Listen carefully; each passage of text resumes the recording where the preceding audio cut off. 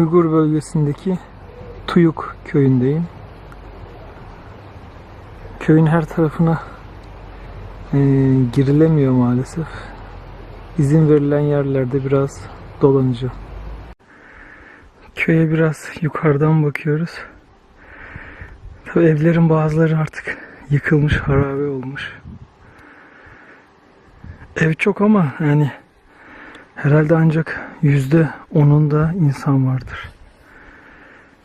Elimden geldiğince gördüklerimle konuşuyorum. Selamünaleyküm deyince birden şaşırıyorlar zaten.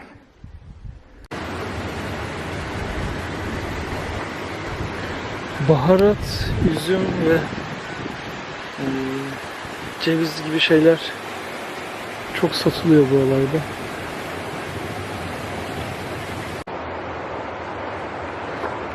Bir evin içi.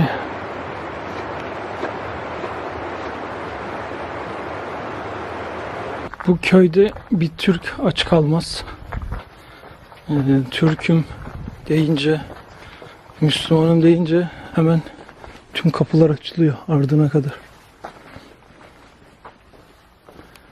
Ama görünürde pek insan yok. Sıkıntı o. Tek tük var yani. Daha fazla eve gidemedim çünkü evler boş. Yani köyün de %80'i boş zaten. Şehre döneceğim artık. Sonraki videolarda görüşürüz.